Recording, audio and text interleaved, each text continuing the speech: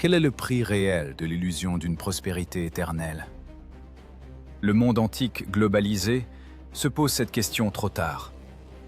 L'économie palatiale étouffe dans l'étau de sa propre complexité bureaucratique. L'âge du bronze se broie lui-même, victime d'une paralysie logistique méthodique. Pourquoi le réseau parfait d'approvisionnement en cuivre et en étain, qui nourrissait des continents entiers, s'est-il effondré du jour au lendemain? Pourquoi les grands souverains, qui s'appelaient frères depuis des décennies, cessent-ils soudainement de répondre aux tablettes d'argile, implorant une aide militaire immédiate? Les réponses sont enfouies sous une épaisse couche de cendres brûlantes. La Méditerranée de l'an 1178 avant notre ère se contracte à vue d'œil. Les routes commerciales sûres sont à jamais rompues par des sécheresses brutales et des famines de masse. La terre se couvre de profondes crevasses sous un soleil de plomb. Les récoltes de blé se transforment en poussière sèche bien avant la moisson. Le cuivre ne circule plus par les artères maritimes au départ de Chypre. L'étain de l'Orient lointain devient un mythe inaccessible pour les artisans des palais. Le système étatique complexe s'avère trop fragile pour la survie physique.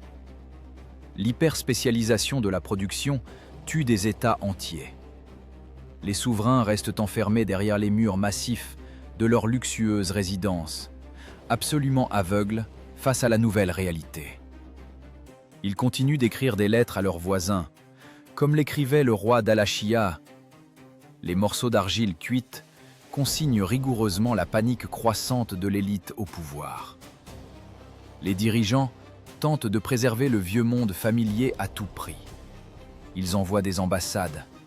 Ils expédient de généreux présents diplomatiques. Ils offrent des tonnes de grains précieux à la horde anonyme de migrants qui approchent. Mais la vieille diplomatie est morte.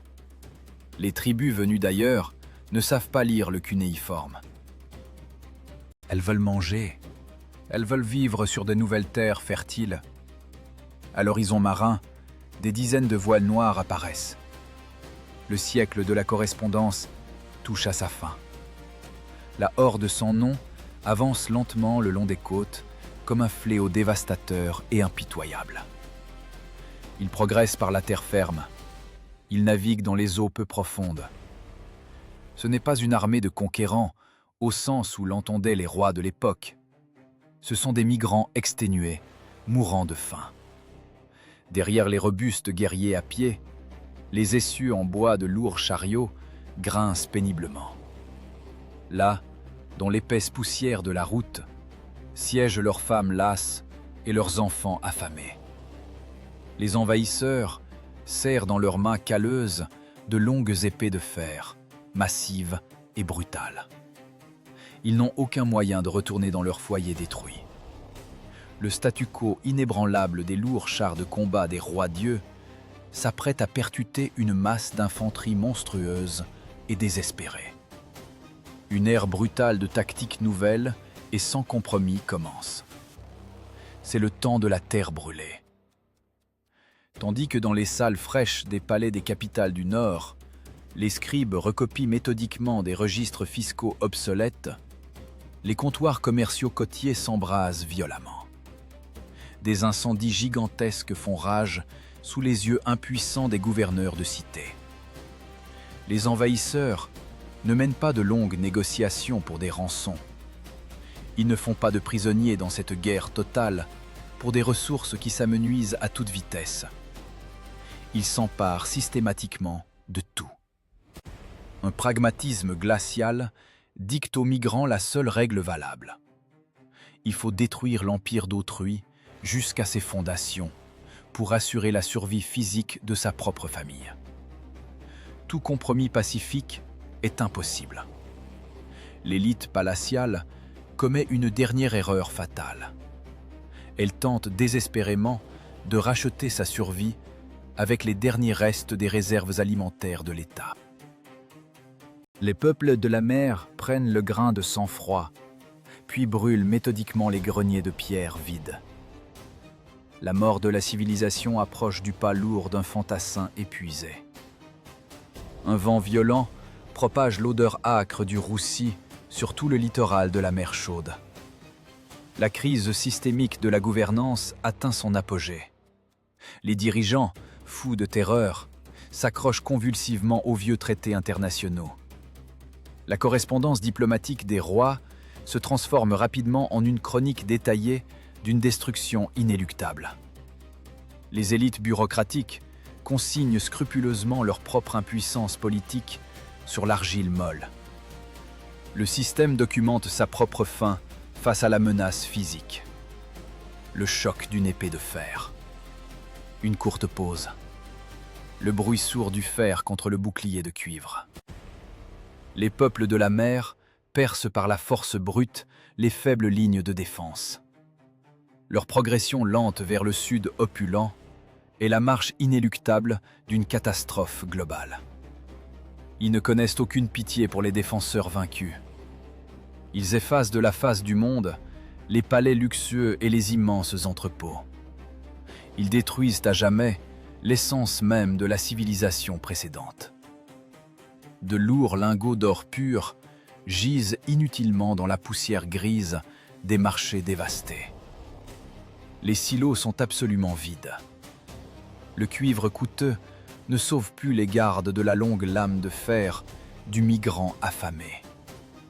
Le vieux monde luxueux est définitivement condamné à une destruction totale.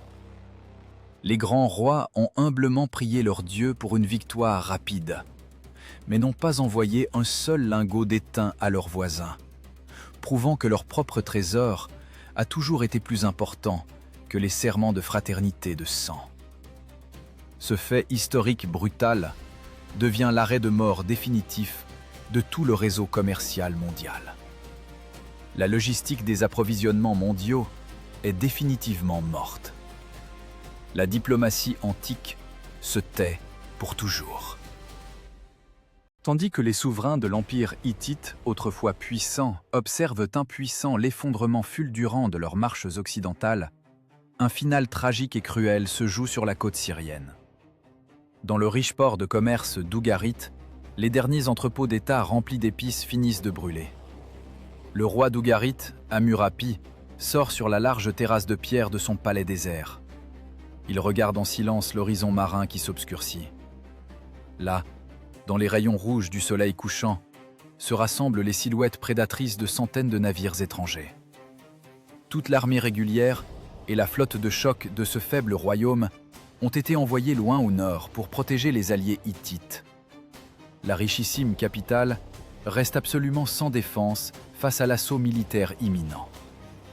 L'air devient dense, saturé d'une fumée âcre. La cendre chaude des archives portuaires réduites en miettes descend lentement sur les pierres blanches des chaussées. Cette cendre noire sera bientôt le linceul funéraire de tout le Levant. Alors que l'épaisse cendre des archives d'Ougarit voile le ciel du Levant, l'effet domino déclenche une réaction en chaîne mortifère pour les États antiques. Les grands empires tombent les uns après les autres. Le fragile réseau diplomatique des alliances craque de toutes parts.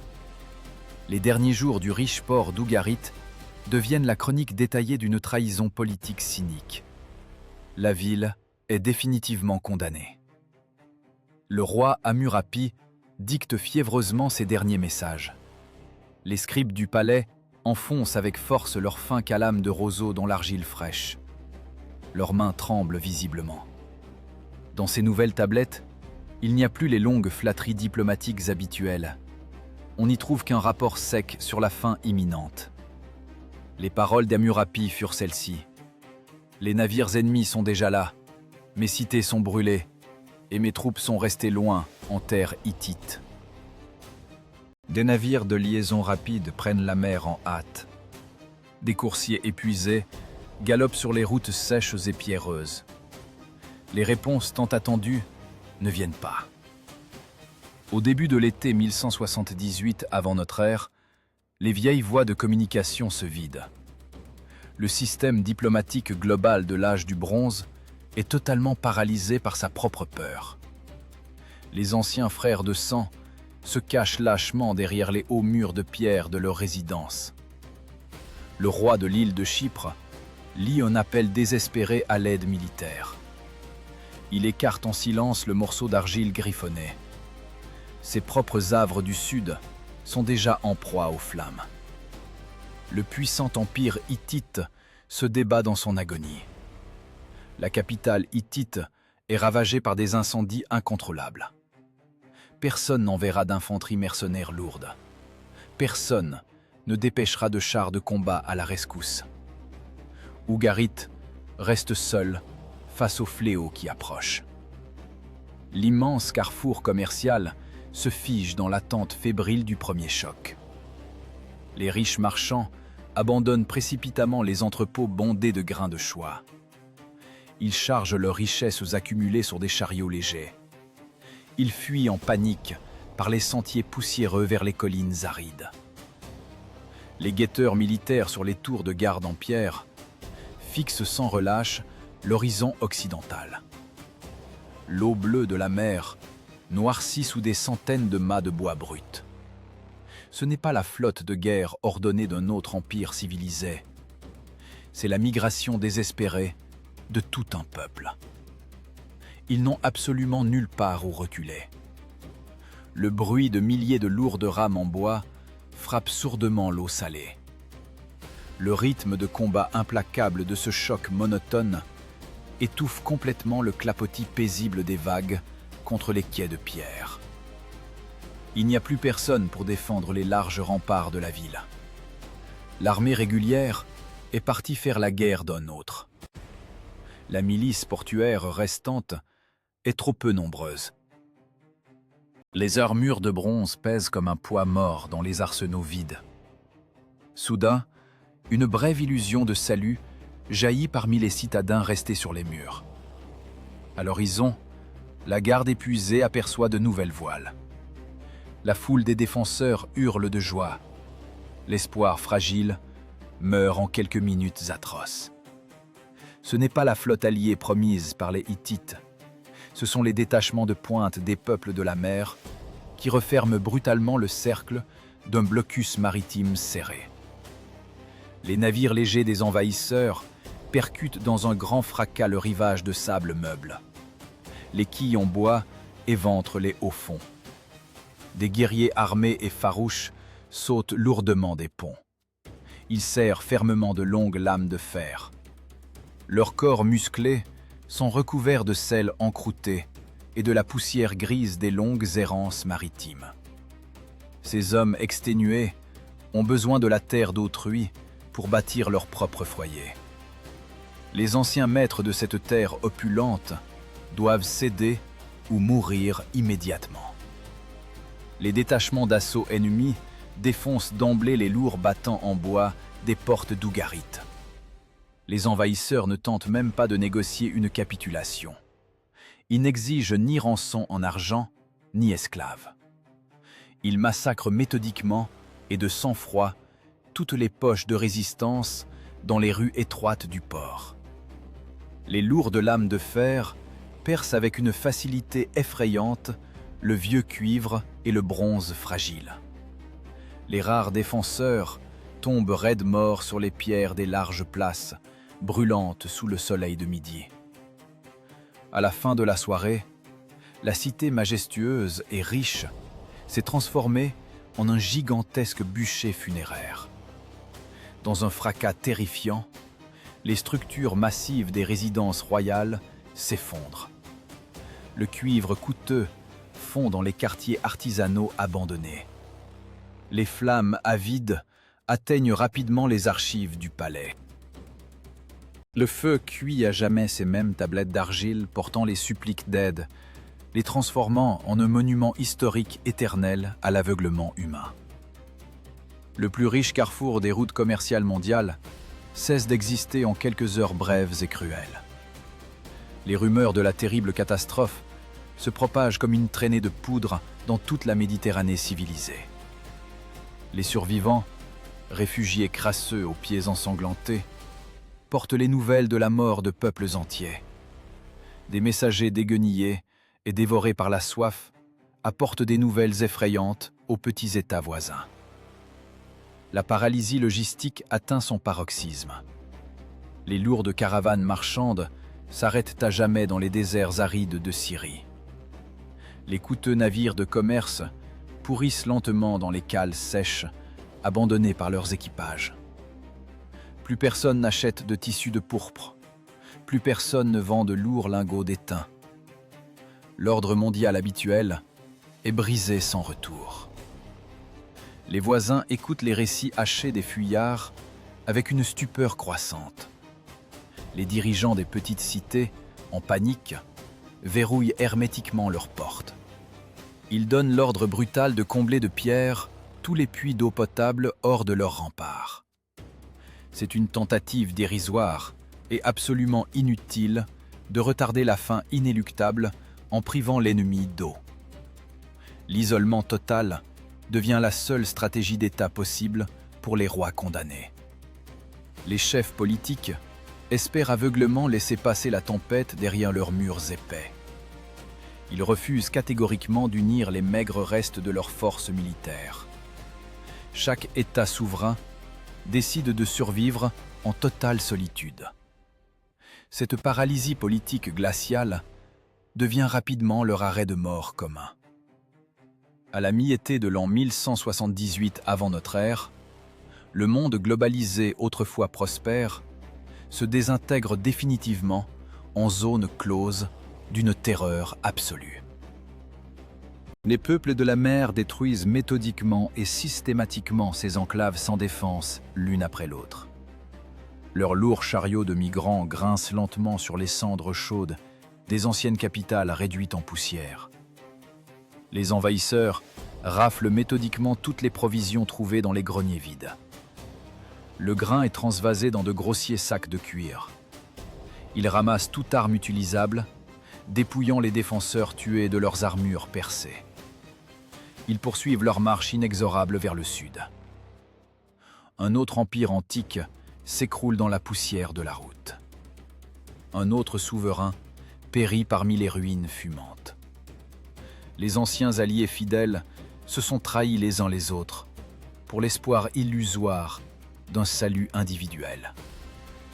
Ils se sont lâchement détournés des cris de leurs voisins, pensant naïvement que de hauts murs de pierre les protégeraient de la faim primitive d'autrui.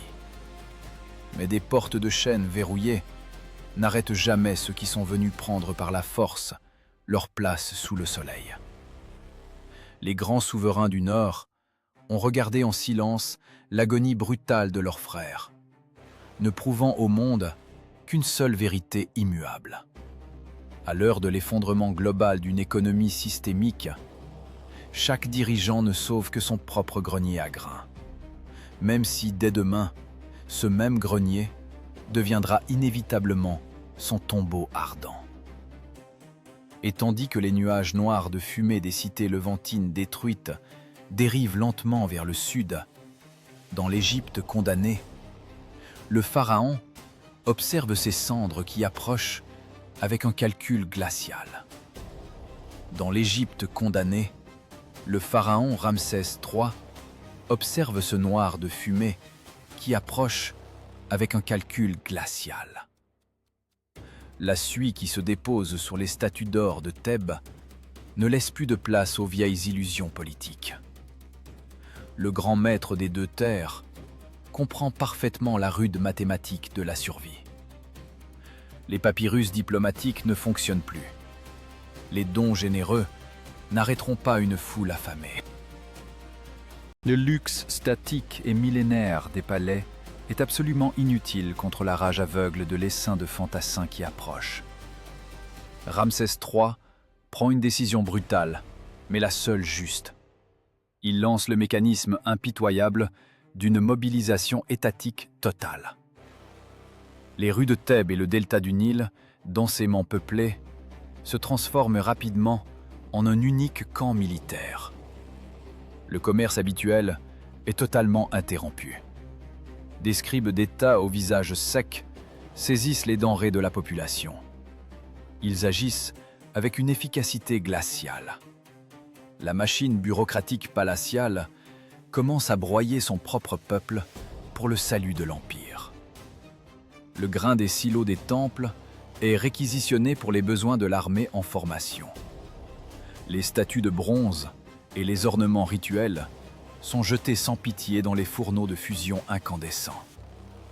Le cuivre est nécessaire pour les pointes de lance, pas pour les offrandes aux dieux.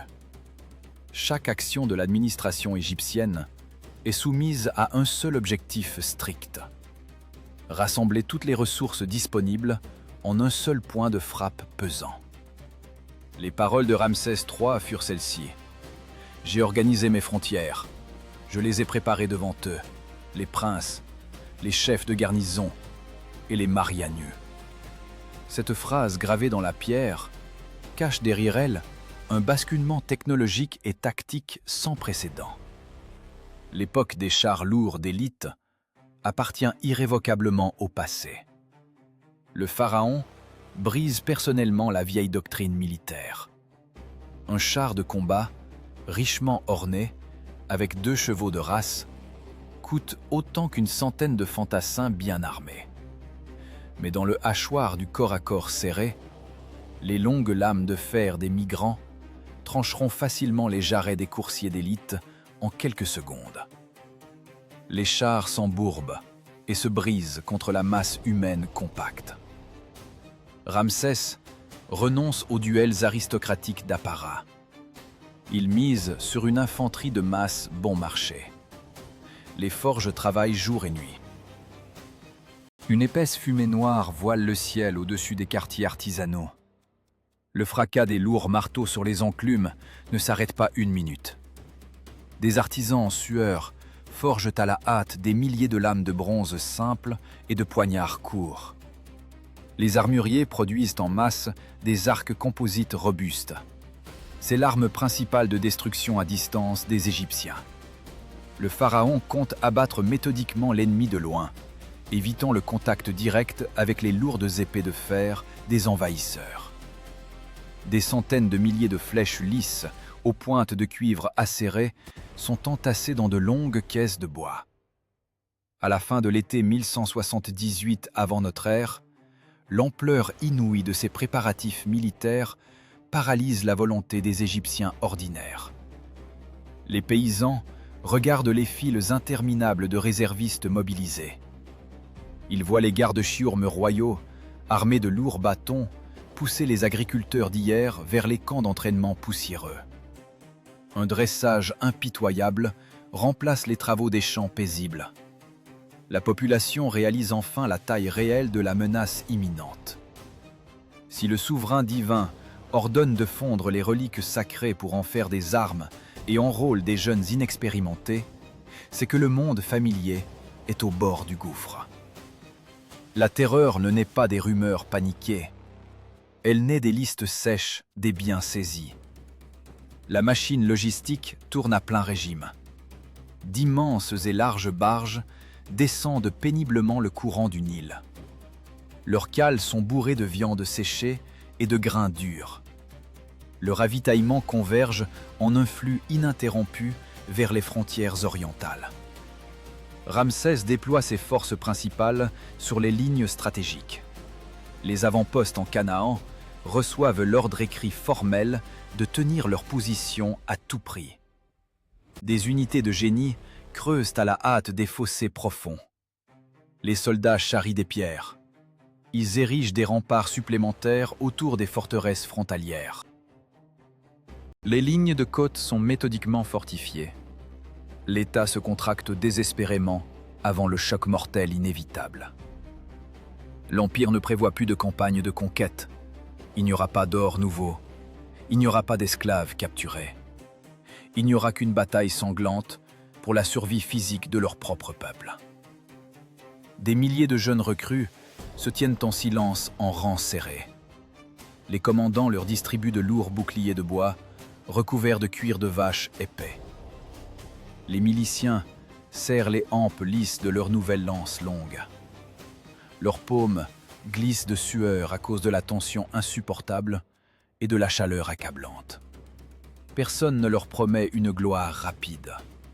Les officiers ne prononcent qu'une seule instruction laconique: tenir le rang et frapper quand l'avalanche d'étrangers rendu fou par la faim, s'abattra sur eux. La machine de guerre de l'Égypte antique est totalement reconstruite. Les ressources sont saisies, les arsenaux débordent. La mobilisation est achevée avec une efficacité froide et brutale.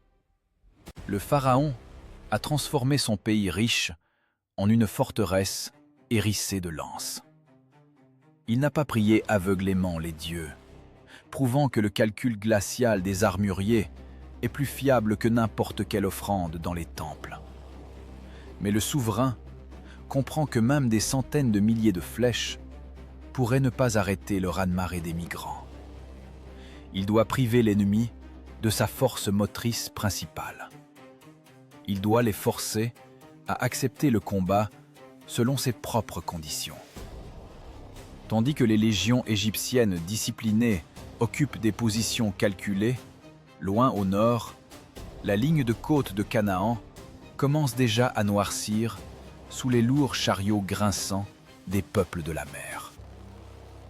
La ligne de côte de Canaan noircit inexorablement sous des milliers de lourds chariots grinçants des peuples de la mer. L'ennemi avance lentement et sûrement le long du littoral du Levant, brûlé par un soleil impitoyable. Ce n'est pas la marche forcée d'une armée de conquérants mobiles et parfaitement entraînés.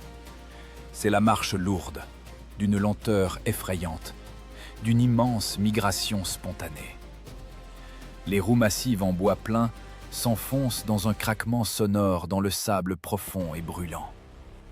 Les bœufs de trait, exténués par la longue route, respirent lourdement, leurs flancs maigres se soulevant convulsivement. Sur les larges chariots de planches, les femmes lasses sont assises serrées. Elles pressent contre leur poitrine des enfants qui pleurent d'une soif insupportable. Sous des abris de fortune en peau de bête, leurs maigres possessions domestiques sont soigneusement empilées. Les envahisseurs viennent avec leurs familles. Cette image paisible donne aux migrants armés l'illusion éphémère d'avoir trouvé un nouveau foyer fertile.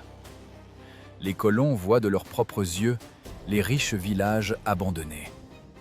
Ils croient sincèrement que la Grande Égypte bat en retraite précipitamment, saisie d'une peur viscérale devant leur puissance primitive et absolument irrésistible. Personne ne vient à leur rencontre l'épée à la main. Personne ne livre de bataille sanglante en terrain découvert aux frontières nord de l'Empire antique. Mais ce silence vide est mortellement trompeur. Le grincement strident des essieux de bois secs scande les pas implacables qui les mènent droit dans un piège d'état savamment tendu. Le grand pharaon joue un coup décisif, brutal et sans compromis. Il abandonne impitoyablement les vastes territoires extérieurs du nord de son empire, autrefois prospères. Les gouverneurs reçoivent l'ordre écrit strict d'abandonner immédiatement toutes les cités frontalières fortifiées. Pas de belles défenses héroïques jusqu'au dernier souffle. Pas de sièges de forteresses inutiles et épuisants. Les garnisons régulières égyptiennes se replient de manière ordonnée, loin vers le sud sécurisé. Les soldats en retraite détruisent méthodiquement derrière eux absolument toutes les réserves de provisions collectées. La bureaucratie palatiale raye de sang-froid des provinces entières des longs registres fiscaux. La vie des habitants locaux, restés sur ces terres, n'a plus aucune importance pour la machine militaire bien huilée. Leur volonté de résistance est définitivement brisée. Les simples agriculteurs qui n'ont pas eu le temps de fuir derrière l'armée régulière sont condamnés à un choc brutal avec la horde étrangère affamée. Le pragmatisme froid et sévère du souverain prive totalement l'ennemi de toute base de ravitaillement.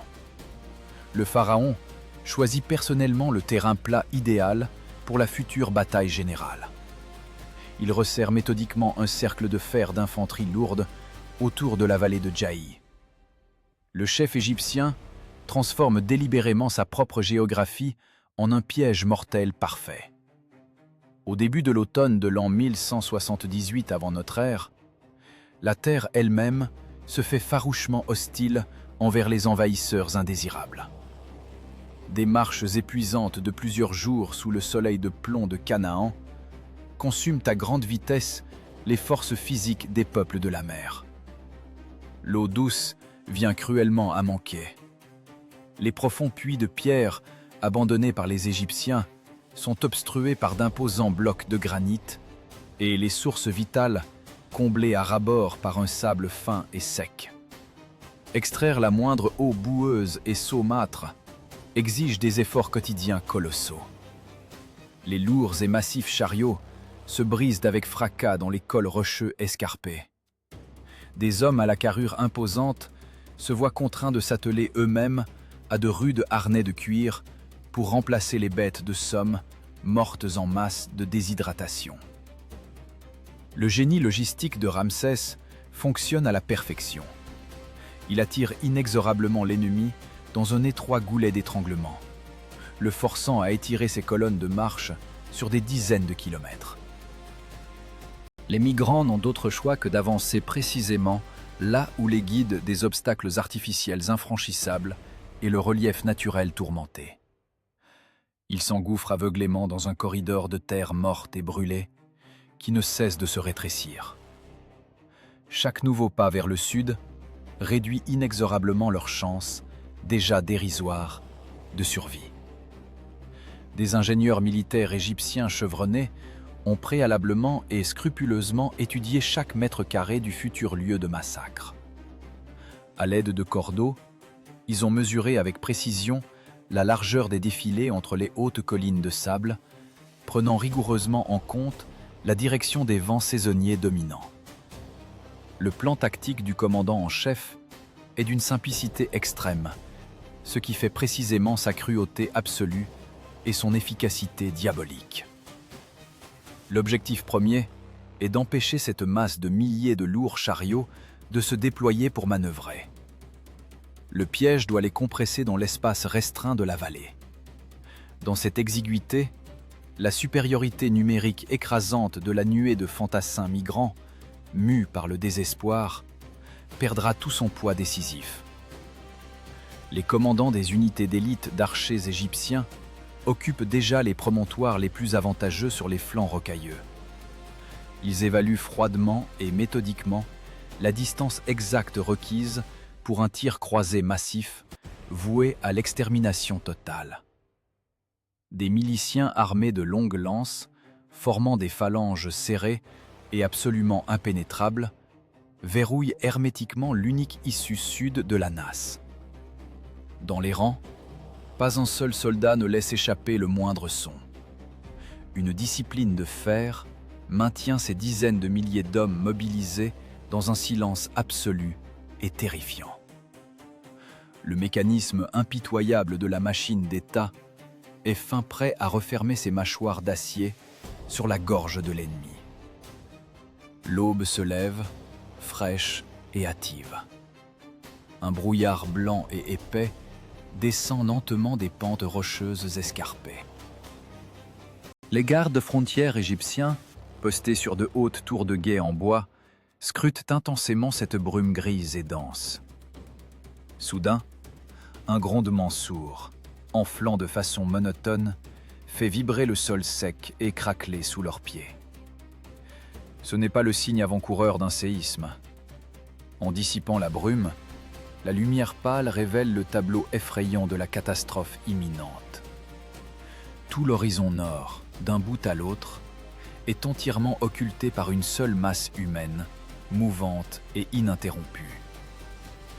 Le crissement de dizaines de milliers de roues de bois sec se fond en un unique rugissement agressif et assourdissant. Une forêt dense et sombre de longues lances et d'épées de fer grossières oscille en rythme au-dessus d'une mer infinie de têtes.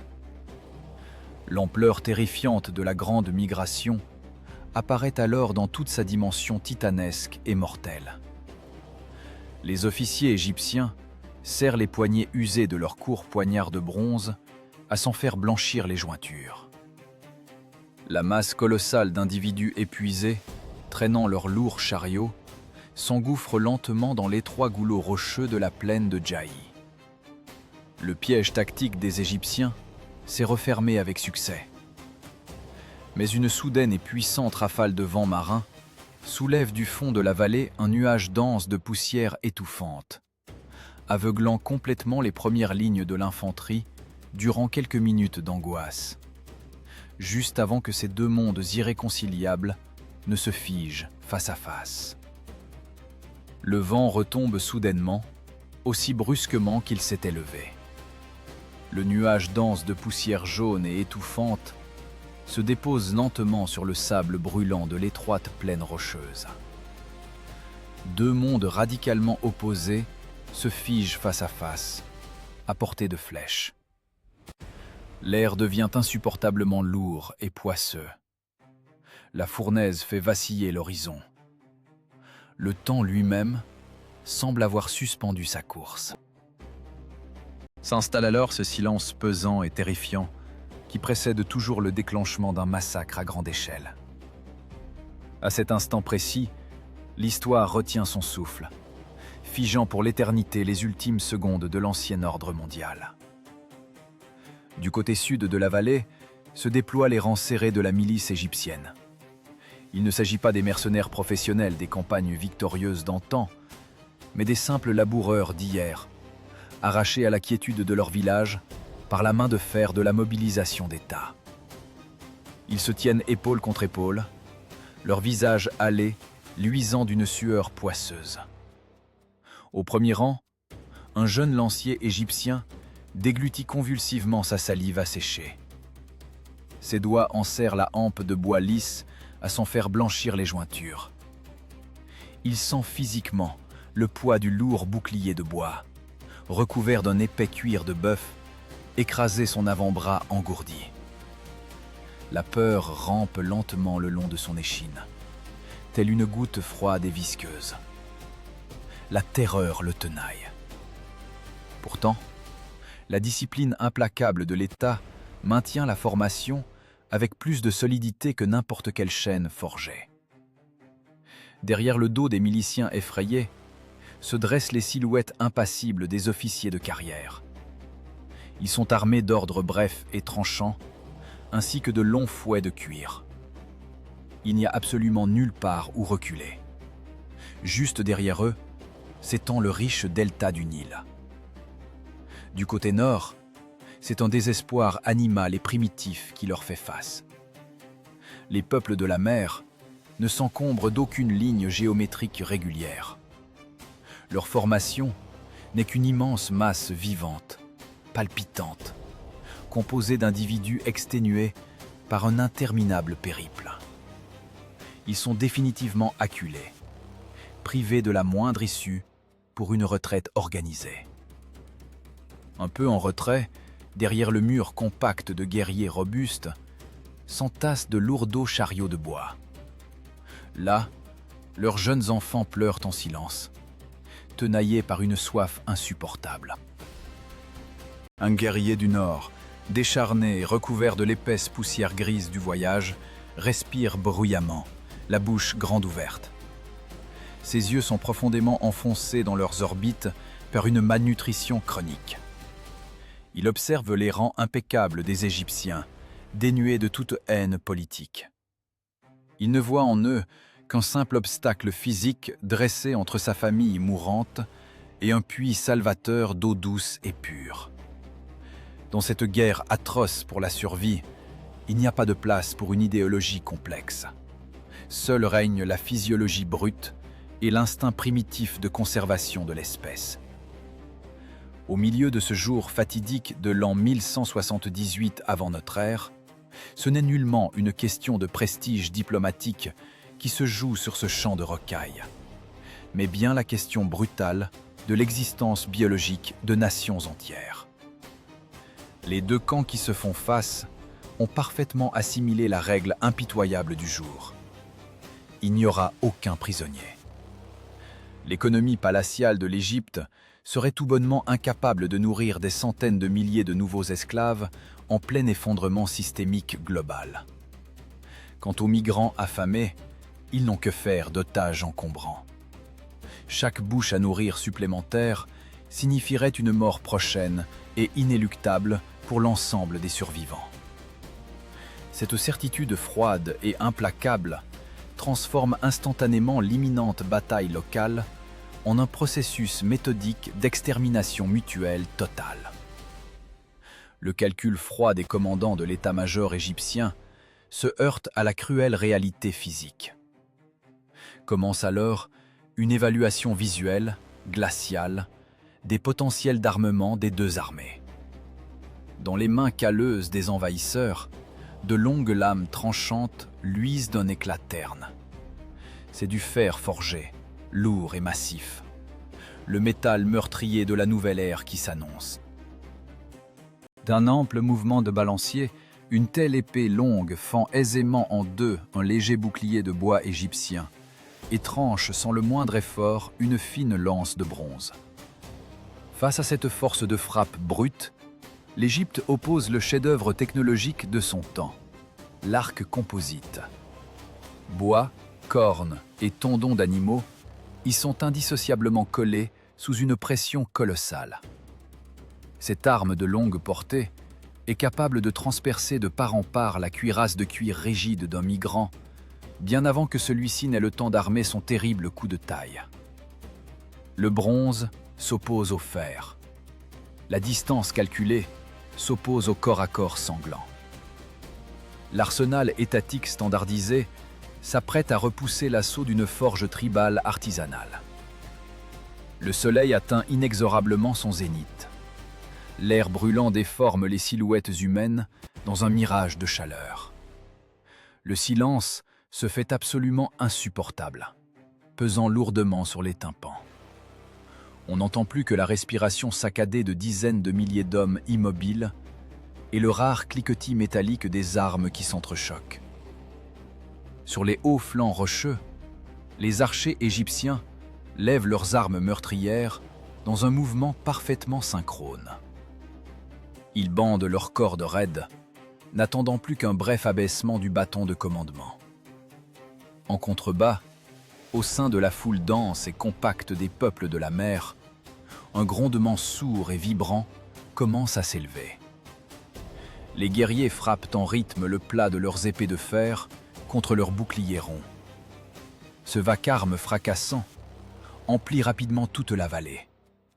Ils martèlent les nerfs à vif des recrues égyptiennes, sapant méthodiquement leur stabilité psychologique avant même le premier choc direct. La tension atteint instantanément son point de rupture. Il semble que même les pierres sèches sous les pieds soient prêtes à éclater sous la pression colossale de la rage humaine accumulée. Soudain, dans les rangs arrière des peuples de la mer, parmi les chariots grinçants, un enfant pousse un cri de douleur perçant. Ce son frêle et aigu agit comme un déclencheur. La muraille vivante des migrants désespérés s'élance dans un rugissement animal assourdissant. Une masse humaine incontrôlable se jette à une vitesse folle, directement sur les lances de bronze égyptiennes pointées vers elle. À cet instant précis, les nerfs de quelques dizaines de miliciens de la première ligne lâchent. Ils font un pas instinctif en arrière. La géométrie parfaite de la formation étatique subit alors sa première fissure fatale. Cette fissure fatale, dans la muraille unie des boucliers, se transforme instantanément en une large brèche, ouvrant la voie à la catastrophe. La masse colossale des corps humains s'écrase dans un fracas assourdissant contre la formation égyptienne. Le premier choc est d'une violence dévastatrice. Dans un craquement sinistre, les lourdes épées de fer fendent net les épais boucliers de bois. Les pointes acérées des lances de bronze se tordent et se brisent contre les plastrons de cuir rigides des migrants. L'étroite vallée rocheuse de Djahi se mue rapidement en un gigantesque chaudron bouillonnant. L'espace clos commence à dévorer impitoyablement des dizaines de milliers de vies dans les deux camps. D'épais nuages tourbillonnants de poussière sèche masque instantanément le soleil brûlant de midi. Une pénombre grise et lugubre s'installe, faisant brutalement chuter la visibilité à bout de bras. Dans cette obscurité étouffante, les commandants de l'état-major égyptien commettent leur première erreur fatale. Tentant de colmater la brèche, ils jettent dans la bataille leur ultime réserve mobile d'élite. Les chars de combat se ruent à tombeau ouvert au cœur même de l'affrontement. Cette décision est dictée par la vieille école de la guerre, éprouvée par les années. Mais les dures réalités de l'an 1178 avant notre ère imposent des règles totalement différentes et impitoyables. Les chars légers à 2 roues percutent de plein fouet la foule incroyablement dense. Chocs sourds, hurlements, craquement du cèdre qui se brise. Les chars perdent instantanément leur principal atout tactique, leur vitesse fulgurante et leur liberté de manœuvre. Ils s'enlisent irrémédiablement dans la masse humaine compacte. Les chevaux de race, paniqués, hennissent sauvagement, leurs pattes fines s'enfonçant profondément dans l'amas chaotique des corps. Les migrants se jettent avec une rage primitive sur les équipages immobilisés. Les longues lames de fer hachent méthodiquement les robustes rayons de bois. Les conducteurs de chars égyptiens d'élite s'effondrent, piétinés à mort sous les lourds sabots de leur propre monture. La fierté de l'ancienne armée régulière est réduite à un amas dérisoire de bois brisé et de cuir déchiré en l'espace de quelques minutes atroces. Le plan tactique froid et mathématiquement calculé du pharaon Ramsès III vient de se fracasser contre la folie chaotique de la mêlée. Pour le simple réserviste égyptien mobilisé, ce combat perd rapidement tout sens stratégique. Il étouffe sous la poussière chaude et âcre. Le sable fin crisse entre ses dents et lui brûle les yeux. Les miliciens terrorisés ne voient plus face à eux de simples humains épuisés.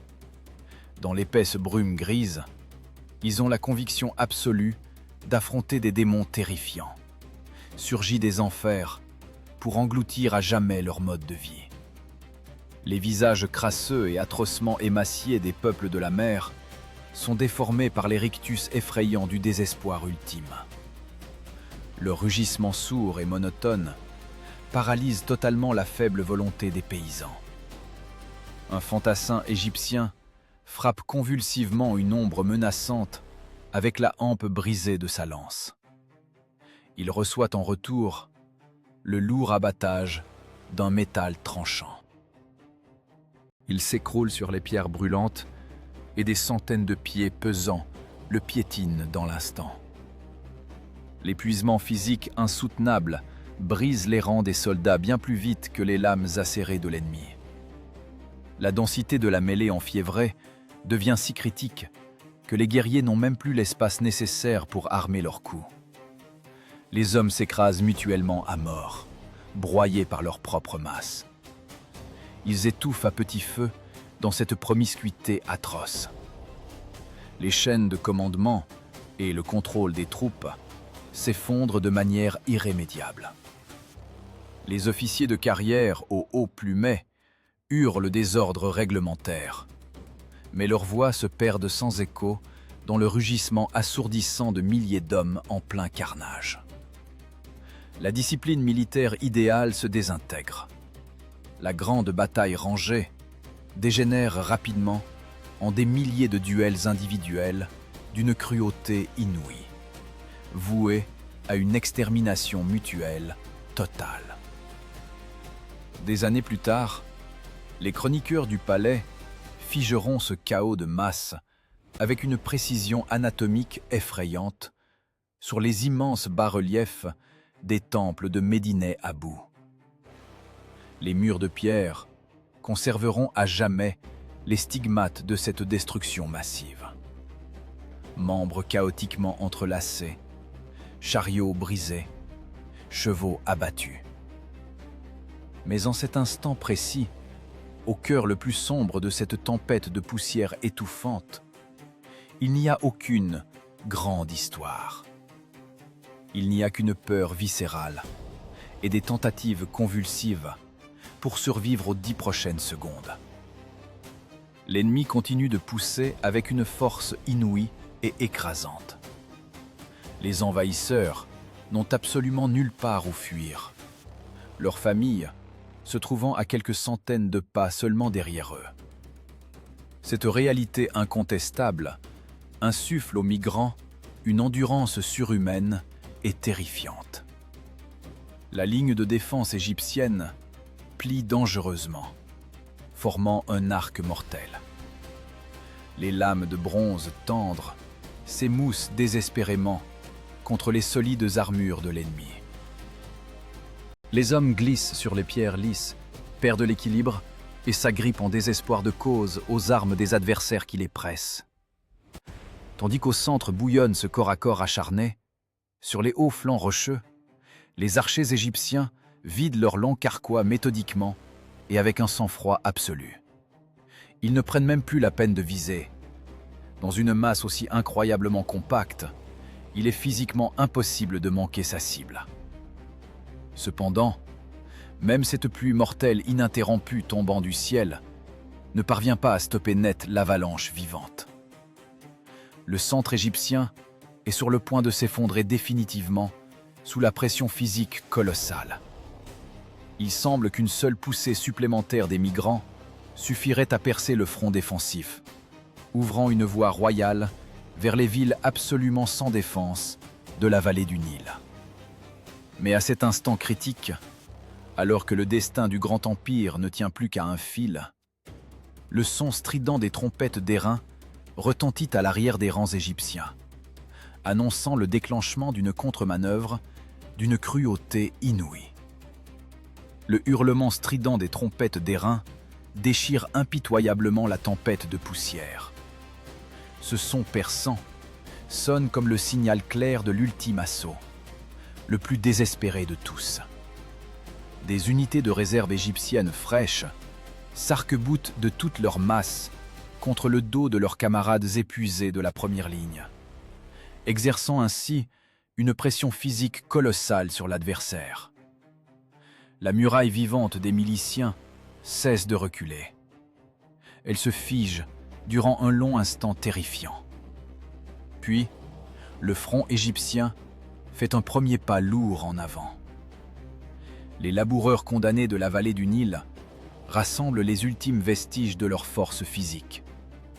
La peur animale et instinctive d'une mort imminente se mue instantanément en une rage mécanique et glaciale. Ils se mettent à frapper de manière méthodique et coordonnée avec leurs courtes lances de bronze. Bref élan. Estocade. Pas en avant. Expiration saccadée. Nouvelle frappe chirurgicale. La masse chaotique et compacte des peuples de la mer ne peut physiquement supporter ce rythme militaire implacable. Les migrants, exténués par leur long périple, commencent à reculer lentement. Ils glissent sur les pierres chaudes et lisses, trébuchent sur les cadavres de leurs camarades tombés au combat. La machine de guerre étatique égyptienne se met à refouler méthodiquement l'infanterie ennemie vers ses positions initiales. Les miliciens enjambent avec sang-froid les hommes à terre, maintenant avec une rigueur absolue la géométrie meurtrière de leur formation.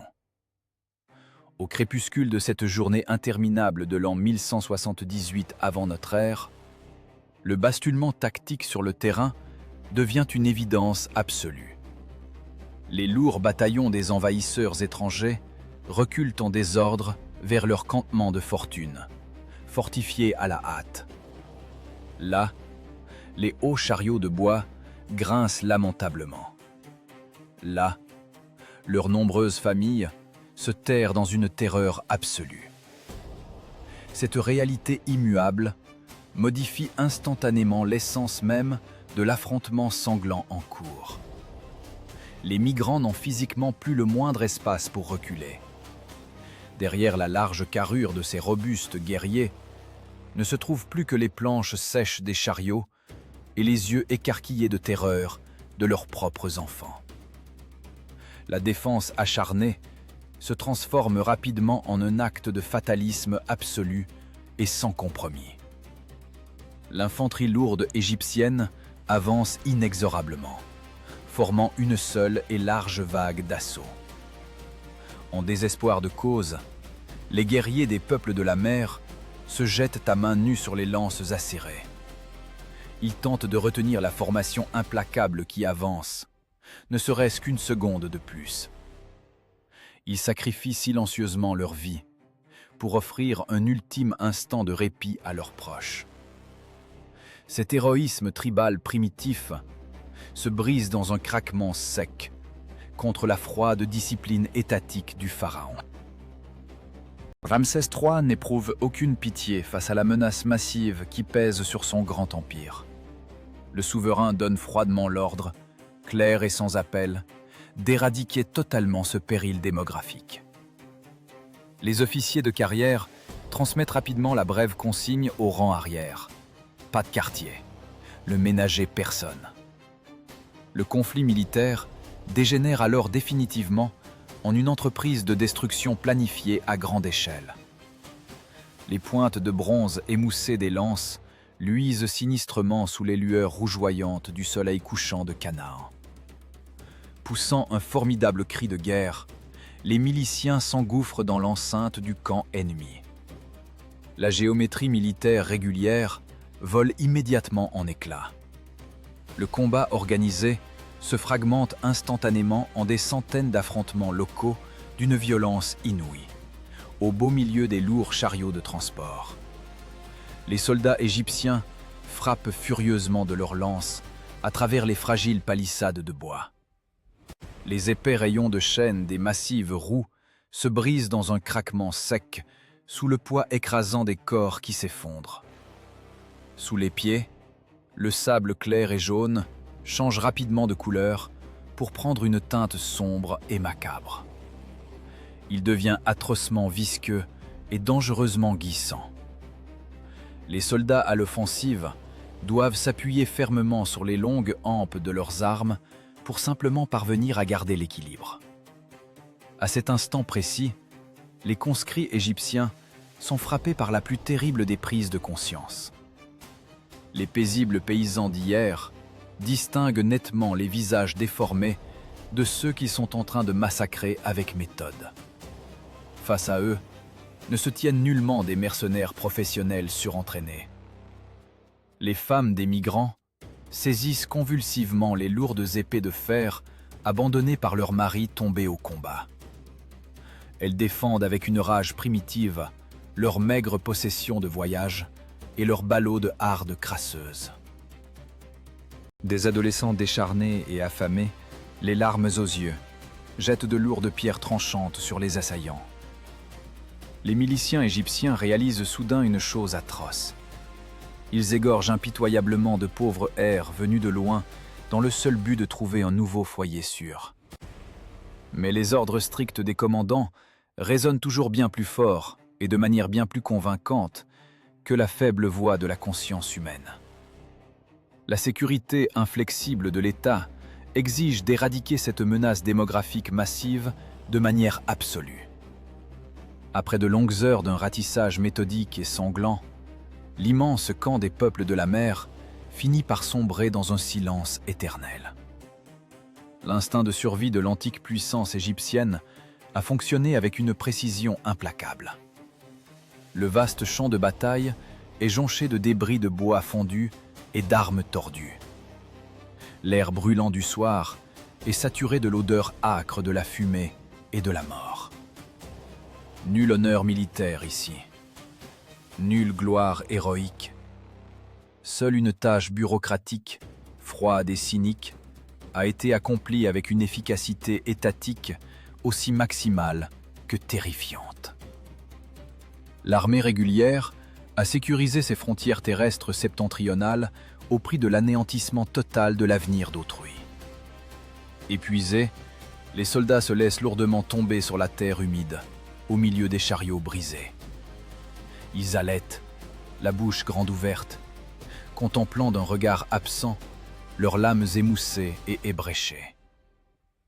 Tous croient sincèrement que la plus grande menace pesant sur le monde civilisé a été définitivement écartée ici, dans les sables brûlants de Canaan.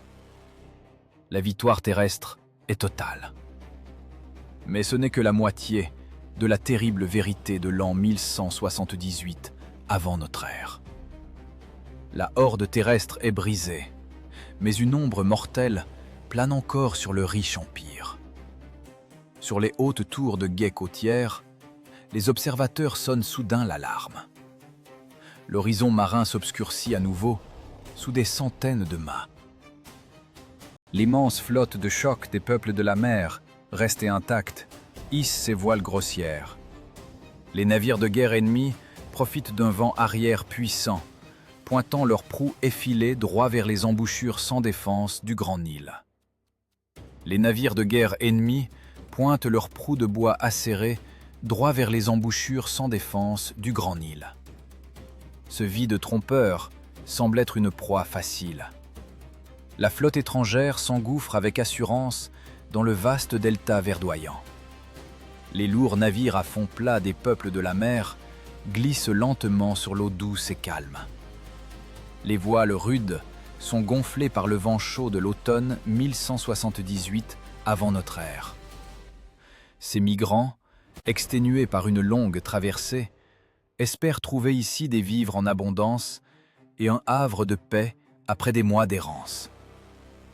Ils ignorent tout de la configuration stratégique de la géographie locale. Le labyrinthe complexe des bras du fleuve n'est pas une route directe vers des richesses infinies. C'est une souricière logistique mortelle. Le pharaon Ramsès III avait prévu cette manœuvre désespérée de l'ennemi. L'assaut terrestre au nord ayant été repoussé, la machine de guerre étatique tourne instantanément son attention vers les eaux. Des messagers rapides galopent le long des rives boueuses sur des chevaux écumants, portant des ordres stricts aux commandants des garnisons intérieures. L'armée régulière égyptienne effectue une marche forcée fulgurante, parallèlement au mouvement de la flotte ennemie. Des dizaines de milliers d'archers professionnels courent silencieusement dans le limon visqueux des côtes. Leurs pieds nus s'enfoncent dans la boue molle et humide, tandis que les lourds carquois de cuir battent en rythme contre leur dos trempé. Une discipline de fer leur interdit de ralentir la cadence, ne serait-ce qu'une seconde. Les officiers égyptiens poussent les soldats au cœur des fourrés denses de papyrus. Les tireurs prennent des positions camouflées, soigneusement calculées, sur les deux rives du large fleuve. La nature sauvage du delta devient l'abri idéal pour une embuscade d'envergure. Les longues tiges dissimulent aux yeux de l'ennemi une ligne continue d'arcs bandés.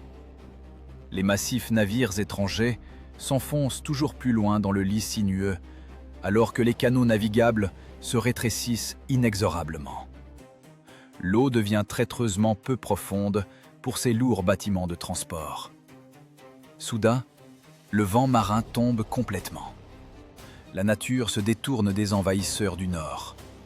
Les larges voiles pendent, inutiles, aux mâts qui grincent. Les navires des migrants perdent instantanément leur air. Ils n'ont pas assez de rames pour manœuvrer dans un espace aussi restreint et dépendent entièrement des caprices de la météo locale. Ces pesantes forteresses flottantes se transforment en cibles immobiles. Le courant du fleuve les fait pivoter lentement, exposant leurs flancs sans défense aux rives hostiles. Le piège s'est refermé dans un silence terrifiant. Un sifflement aigu déchire l'air humide de la vallée. Un bref geste de la main du commandant égyptien déclenche la mécanique froide d'une extermination méthodique. Le ciel bleu éclatant s'obscurcit soudain sous une nuée immense. Des milliers de flèches aux pointes de cuivre tranchantes s'abattent simultanément sur les ponts découverts des étrangers. Cela ne ressemble en rien aux légendes épiques sur les vaillantes batailles navales. Il n'y a ici aucune manœuvre complexe en haute mer. C'est un massacre technique. une curée exécutée à distance sur une flotte paralysée. Le claquement sec des cordes, le sifflement bref de la mort inévitable, le choc sourd du métal contre le bois sec. Les archers égyptiens travaillent avec la précision mécanique d'automates bien huilés, vidant froidement carquois après carquois. Les flèches meurtrières transpercent avec une facilité effrayante les légers plastrons de cuir des migrants. Sur les navires bloqués, une panique animale éclate instantanément. Les guerriers du Nord n'ont nulle part où fuir. Autour d'eux, l'eau trouble et un mur infranchissable de roseaux. Ils sont incapables d'atteindre leur ennemi invisible avec leurs longues épées de fer. Les armes de corps à corps sont inutiles face à cette menace venue du ciel. En proie à une terreur absolue, les hommes se ruent d'un bord à l'autre, tentant de s'abriter derrière de fragiles boucliers qui éclatent sous la grêle de projectiles. La densité du tir côtier augmente sans relâche. Les fantassins ravitaillent les archers en caisses de flèches avec une monotonie implacable. L'intendance de ce carnage fonctionne sans le moindre accroc. Les blessés tombent par dizaines par-dessus les plabords. L'eau verte du fleuve commence à changer de couleur, le limon se mêlant aux flots de sang épais. Les hurlements des noyés emplissent les bras du fleuve.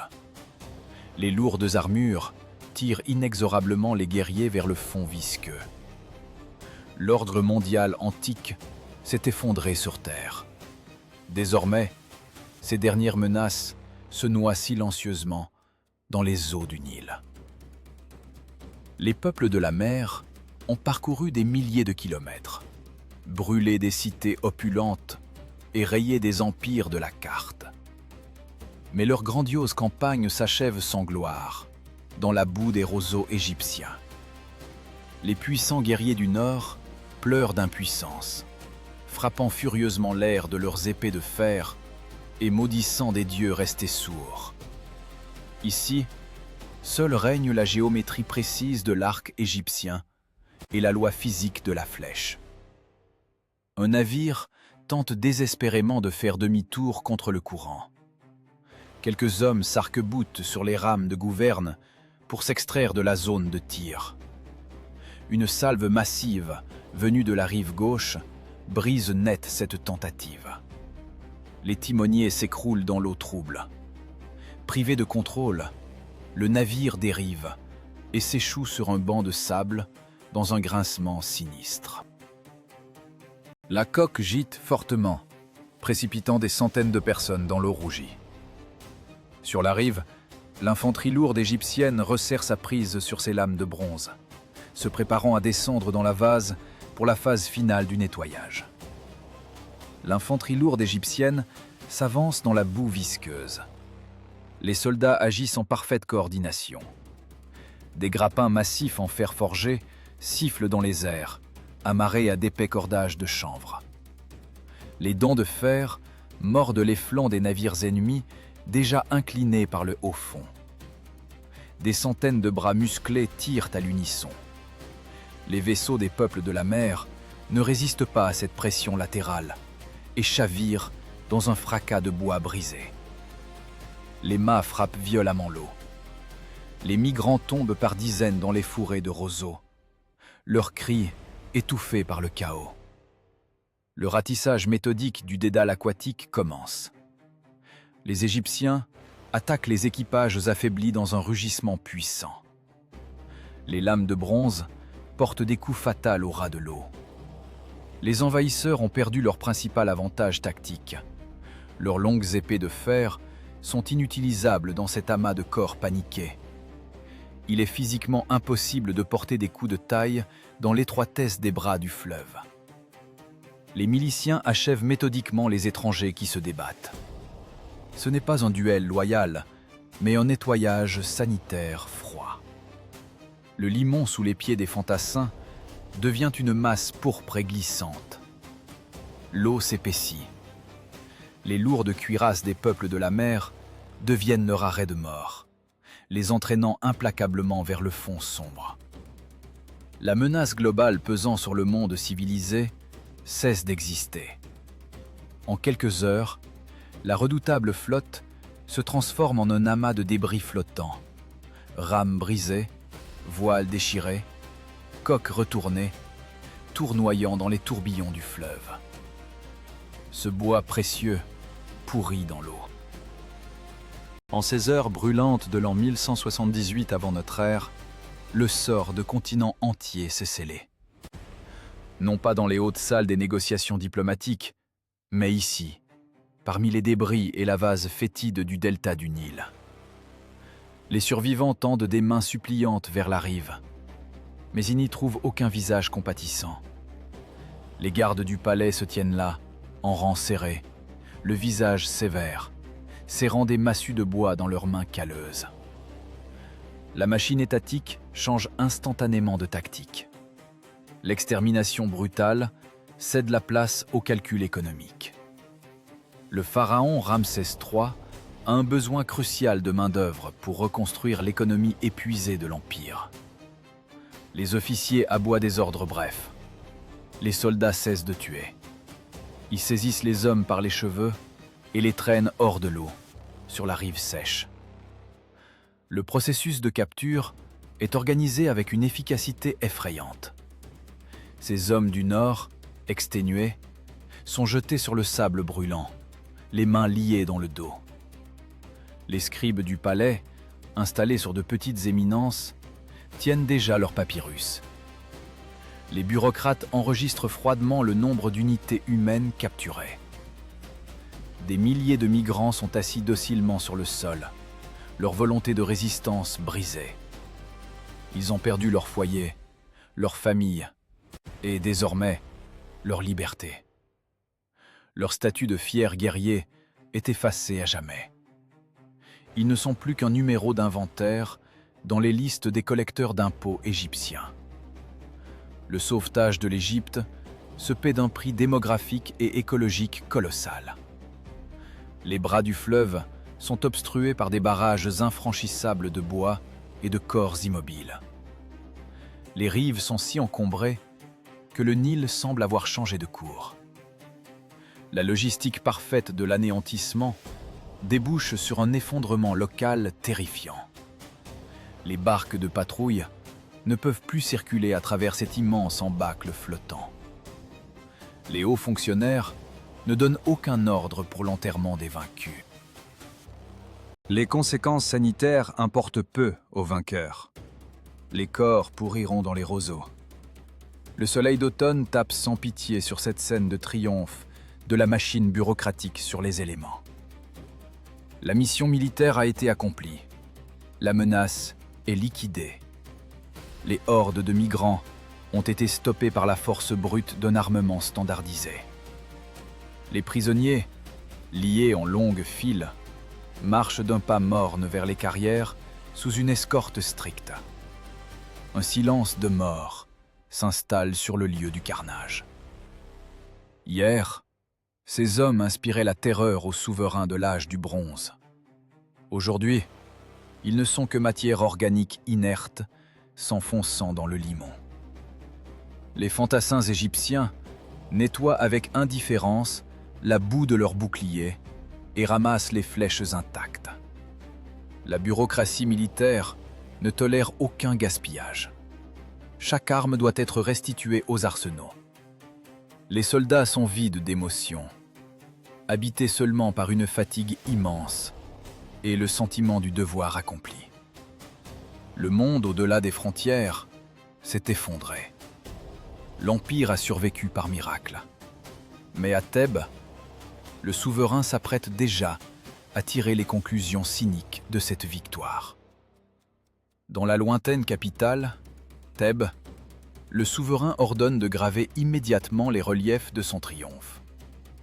Des maîtres tailleurs de pierre enfoncent leurs burins de cuivre dans le grès de Médinet Abou. Le martèlement des maillets résonne dans les cours. La pierre doit conserver la mémoire du sauvetage de l'État en l'an 1178 avant notre ère. Les scribes, au visage de marbre, comptabilise scrupuleusement les trophées atroces de cette guerre totale. Le mécanisme fonctionne sans accroc. Les comptables n'interrompent leur décompte des mains coupées que lorsque le score dépasse plusieurs milliers. Cette macabre comptabilité est transcrite sur de coûteux papyrus. Le massacre est transformé en une froide statistique officielle. Ce triomphe gravé dans la pierre est imprégné d'une amère hypocrisie politique. L'Égypte a résisté. Le pharaon a maintenu son pouvoir. Mais le monde civilisé au-delà des frontières est irrémédiablement mort. Le sauvetage du pays se traduit par une solitude effrayante. Plus personne n'enverra de présent diplomatique à Thèbes. Un silence de mort règne sur les ports du Nord, autrefois si bruyants. À l'horizon, les navires marchands de Chypre n'apparaissent plus.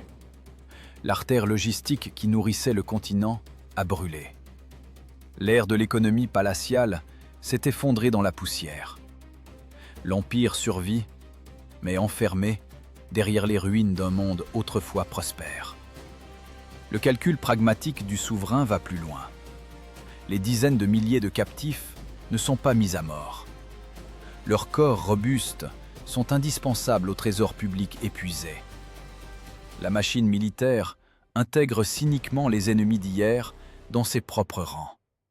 On remet à ces étrangers des lances standardisées et on les force à servir sur les frontières. Ce pragmatisme place sous les fondations du pays une bombe à retardement. Ces mercenaires prendront vite conscience de leur force dans un État qui s'affaiblit. Ils deviendront la nouvelle élite militaire, dictant leurs conditions et accélérant le déclin final de la puissance égyptienne. La victoire sur les peuples de la mer n'est qu'un court répit. La nouvelle réalité historique dicte ses règles. La fin de l'âge du bronze se paie par une stagnation sans gloire. L'isolement géographique devient synonyme de décomposition institutionnelle. Le cuivre et l'étain ne circulent plus. Les palais se vident et tombent en ruine. Les artisans oublient leurs secrets. Les élites épuisent leurs dernières ressources pour entretenir des garnisons démesurées. Le triomphe sur le champ de bataille n'est qu'une pause dans un monde qui meurt. L'analyste contemple ces bas-reliefs avec une indifférence impartiale. Le temps efface toute différence entre les souverains hautains et les migrants réduits en poussière. Aucun génie tactique ne peut sauver un système dont la logistique a pourri de l'intérieur. Une défense côtière parfaite perd tout sens quand il n'y a plus personne avec qui échanger son grain. Le premier système mondialisé s'est effondré sous le poids de sa propre hypertrophie bureaucratique. Sur les champs de bataille, il ne reste que des cendres. Les cendres des archives d'Ougarit, les débris des chariots cananéens, les épaves submergées dans le Nil. L'histoire de l'âge du bronze prouve avec cruauté qu'elle ne pardonne aucune faiblesse institutionnelle. Toute civilisation qui compte sur la complexité du commerce, au lieu d'être prête à l'usage de la force brute, s'effondrera sous la pression des masses désespérées. L'ère de la diplomatie s'achève là où commence la fin. Les mots sur les tablettes d'argile sont impuissants face à la lame de fer. Dites-moi, en regardant les cendres des archives antiques, auriez-vous brûlé les navires d'autrui et leurs familles pour offrir 2 siècles de vie supplémentaires à votre empire? Ou auriez-vous préféré périr sous les décombres de palais qui s'étaient déjà trahis eux-mêmes?